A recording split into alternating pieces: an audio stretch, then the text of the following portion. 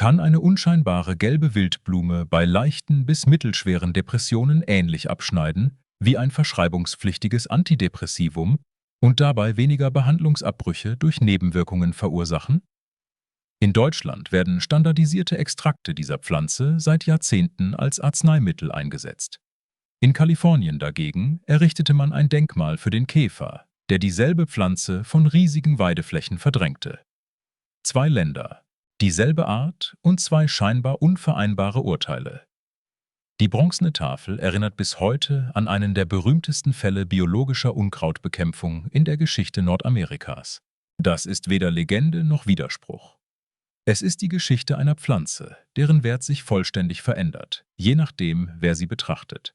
1978 richtete die westdeutsche Bundesregierung beim damaligen Bundesgesundheitsamt eine wissenschaftliche Sachverständigenkommission ein. Ihre Aufgabe war es, die vorhandenen Untersuchungen zu traditionellen pflanzlichen Arzneimitteln zu prüfen und ihren medizinischen Nutzen sowie mögliche Risiken zu bewerten. Sie wurde als Kommission E bekannt und veröffentlichte in den folgenden Jahren hunderte Monographien. 1984 beurteilte sie auch eine gelb blühende Wiesenpflanze. Die Kommission nannte als innere Anwendungsgebiete psychovegetative Störungen, depressive Verstimmungen, Angst und nervöse Unruhe.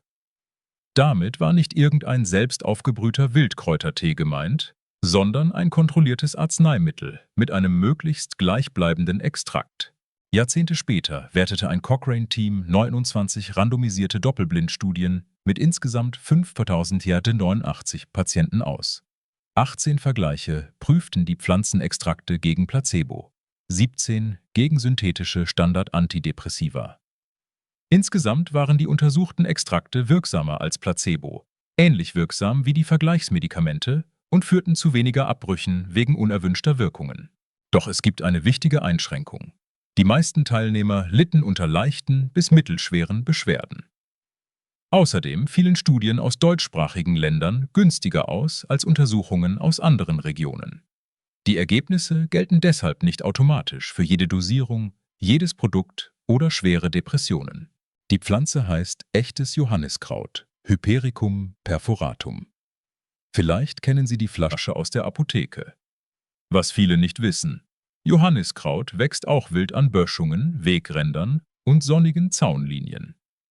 Ein einziges Blatt gegen das Licht gehalten genügt oft, um es beinahe augenblicklich zu erkennen.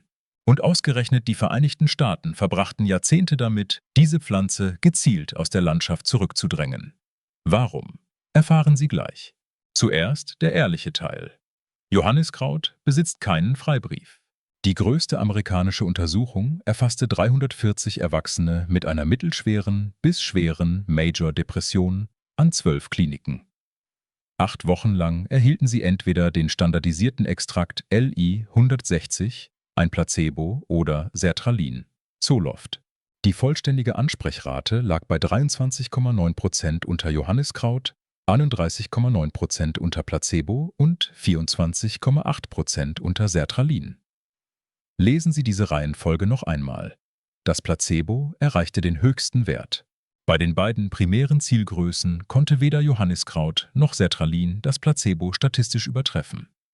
Sertralin zeigte lediglich auf einer sekundären Bewertungsskala einen Vorteil. In den USA galt der Versuch als Schlussurteil. Tatsächlich zeigte er nur: Für diese Patientengruppe ließ sich keine Wirksamkeit von Johanniskraut nachweisen. Die günstigeren europäischen Studien untersuchten überwiegend leichtere bis mittelschwere Beschwerden und definierte Extrakte.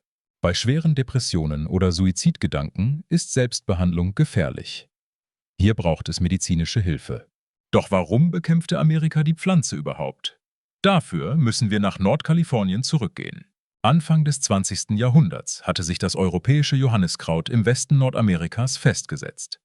Besonders gut gedieh es auf den trockenen, offenen Weiden am Klamath River. Dort hieß die Arzneipflanze Klamath Wheat, in den Bergstaaten Goatweed. Für Rinder und Schafe war sie kein Heilmittel.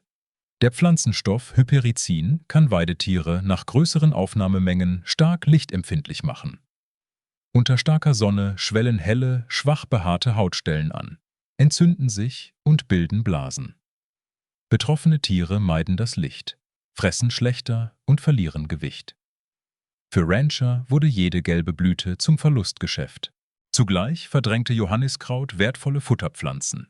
Eine Schätzung von 1943 sprach von 400.000 Acres befallenem kalifornischem Weideland, ungefähr 163.000 Hektar.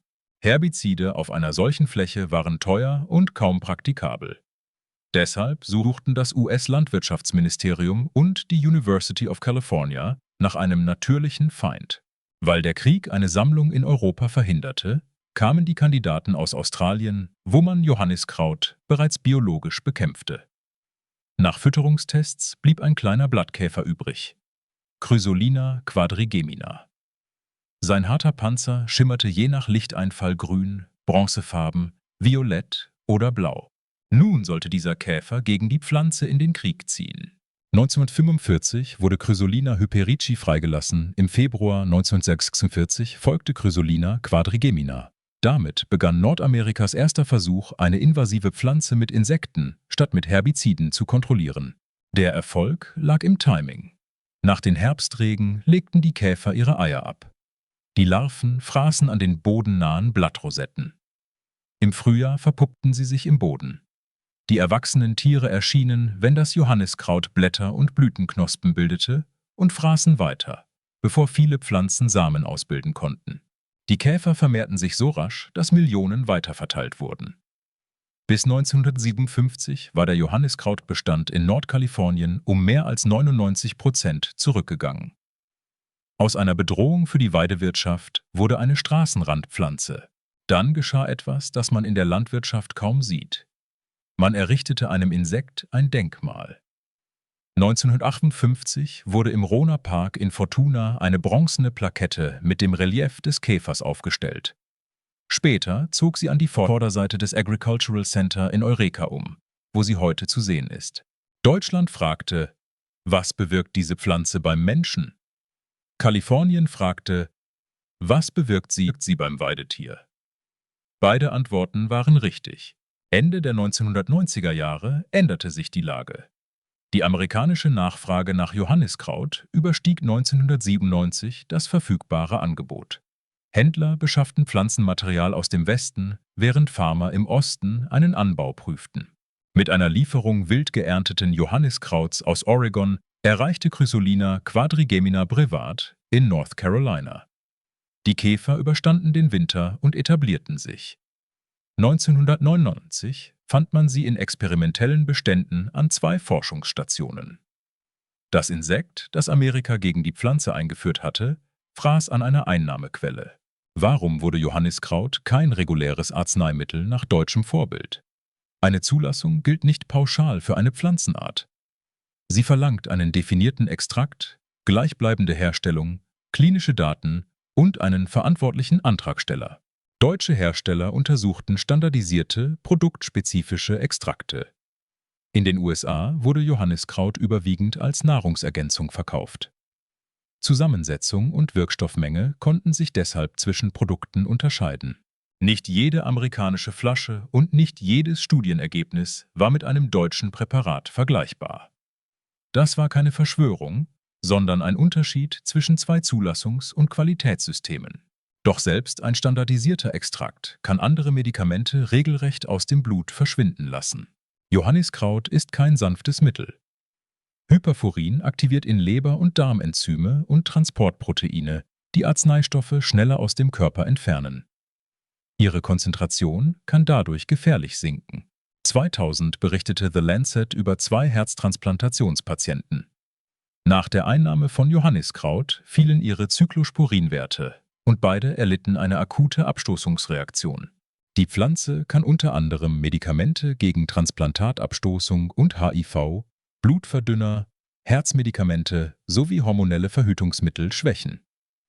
Zusammen mit Antidepressiva kann ein gefährlicher Serotoninüberschuss entstehen. Wer Medikamente einnimmt, sollte Johanniskraut daher nur nach Rücksprache mit Arzt oder Apotheker verwenden. Diese Wechselwirkungen sind kein Zeichen von Wirkungslosigkeit, sondern von biologischer Aktivität. Doch wie lässt sich die Pflanze sicher erkennen? Echtes Johanniskraut ist eine mehrjährige, 30 bis 90 cm hohe Pflanze. Der aufrechte Stängel wirkt rund, trägt aber zwei deutliche Längsleisten. Kleine längliche Blätter sitzen stillos, paarweise gegenüber. Halten Sie ein Blatt gegen den Himmel. Es wirkt, als wäre es mit winzigen Nadeln durchstochen. Diese hellen Punkte sind keine Löcher, sondern durchscheinende Ölbehälter. Daher stammt der Artname Perforatum, durchlöchert. Auch die Blüte verrät die Pflanze. Sie besitzt 5 leuchtend gelbe Blütenblätter, an deren Rändern schwarze Drüsenpunkte sitzen. Zerreibt man eine Knospe, bleibt häufig eine rötlich-violette Spur zurück. Die Hauptblüte fällt in die Zeit um den 24. Juni, den Johannistag. Daher erhielt sie ihren Namen. Über Jahrhunderte wurde Johanniskraut in Europa äußerlich verwendet. Für das traditionelle Rotöl füllte man frische Blütenspitzen in ein Glas, bedeckte sie mit Pflanzenöl und stellte es mehrere Wochen ins Licht. Nach und nach färbte sich das Öl tiefrubinrot. Es wurde historisch auf Schürfwunden, leichte Verbrennungen und Prellungen aufgetragen. Moderne europäische Monographien führen bestimmte äußerliche Zubereitungen weiterhin als traditionelle Anwendung bei leichten Hautentzündungen und kleinen Wunden. Das ist jedoch kein Wirksamkeitsbeweis für jedes selbst angesetzte Öl. Johanniskraut kann die Lichtempfindlichkeit erhöhen. Behandelte Haut gehört deshalb nicht in intensive Sonne und ernsthafte Verletzungen gehören in medizinische Hände. Damit ist das Bild vollständig. Dieselbe Pflanze kann Arznei, Weidegift und gefährlicher Wechselwirkungspartner sein. Am Ende bleibt: Eine deutsche Kommission erkannte standardisierte Johanniskrautextrakte als Arzneimittel an. Eine Auswertung von 29 Studien fand Nutzen vor allem bei leichteren bis mittelschweren Depressionen. In Kalifornien erinnert eine Bronzetafel an den Käfer, der dieselbe Pflanze von den Weiden fraß. Das war keine Verschwörung. Johanniskraut wuchs in einem Land, das das Weidegras dringender brauchte als die Medizin. Es blüht Ende Juni an Böschungen und Zaunlinien. Seine Geschichte darf man entdecken. Wegen Wechselwirkungen sollte man es nicht leichtfertig einnehmen.